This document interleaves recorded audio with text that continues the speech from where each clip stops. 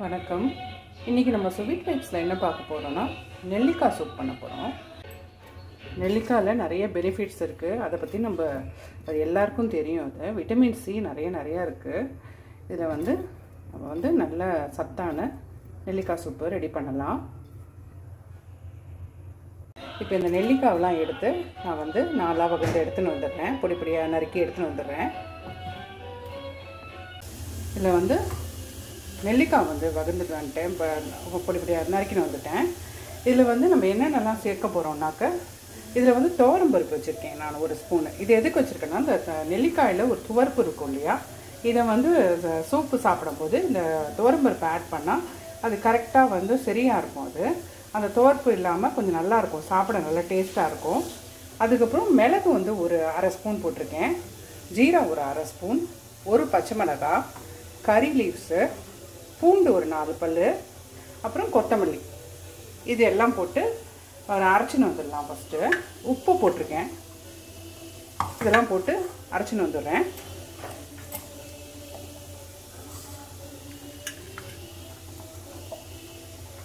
எல்லாம் போட்டுட்டேன். ஒரு அரைச்சின்னு வந்துடலாம். இது மாதிரி அரைச்சின்னு வந்திருக்கேன். இன்னும் தண்ணி ஊற்றி கூட தடத்திக்கலாம். தடத்தின்ட்டேன், சரியாக இருக்கும். இது ஃபஸ்ட்டு அடுப்பில் வச்சுருக்கேன். ஒரு கொதி விட்டுடலாம். இது ஒரு கொதி வந்துட்டோம். இங்கே என்ன ரெடி பண்ணி வச்சுருக்கேன்னா, ஒரே ஒரு 1/2 ஸ்பூன் அரிசி மாவு அதில் தண்ணியில் ஊற்றி டைல்யூட் பண்ணி வச்சுருக்கேன். இது ஒரு கொதி வந்த உடனே அப்புறம் இதை ஊற்றலாம், சரியாக இருக்கும். இது எப்படின்னா, ஒரு கூழ் கன்சிஸ்டன்சியில் நம்மளுக்கு சூப் எப்பயுமே சாப்பிடும்போது கொஞ்சம் கூழ் மாதிரி கொஞ்சம் இருந்தால் நல்லாயிருக்கும். அதுக்காக நான் அதை ரெடி பண்ணி வச்சுருக்கேன். இன்னொன்று நல்லாயிருக்கும், டேஸ்ட்டு கொடுக்கும் ஒரு சூப்பில்.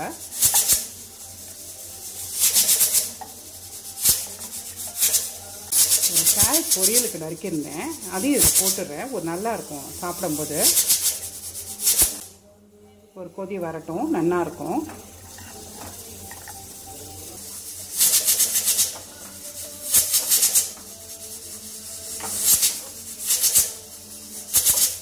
இந்த அரிசி மாவு வேணும்னா ஊற்றிண்டா, அந்த தண்ணி ஊற்றிண்டா போகிறோம், வேண்டாம்னா நிறுத்திக்கலாம். இதுவே நல்ல இந்த கன்சிஸ்டன்சியில் தான் இருக்கும்.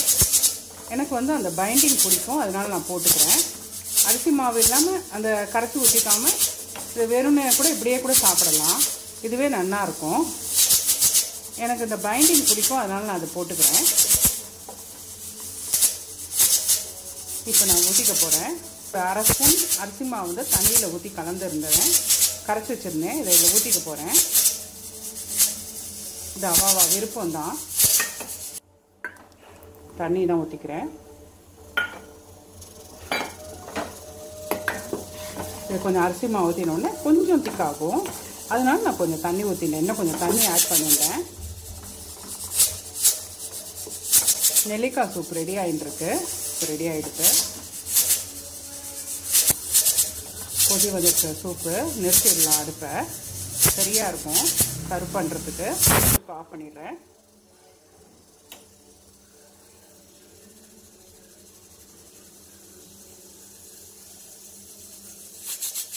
இதில் கொத்தமல்லி தழை போட்டு இறக்கிக்கலாம்.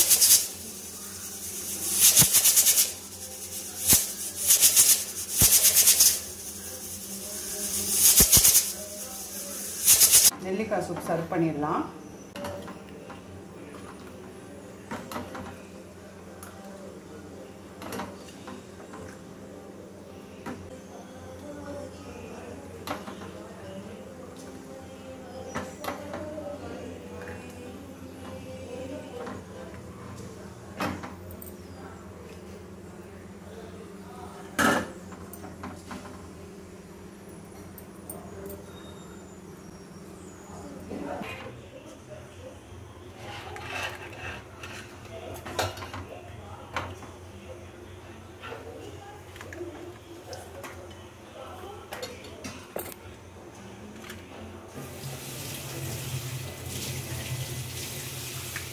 கொதிக்க நெல்லிக்காய் சூப் ரெடி ஆகிடுது.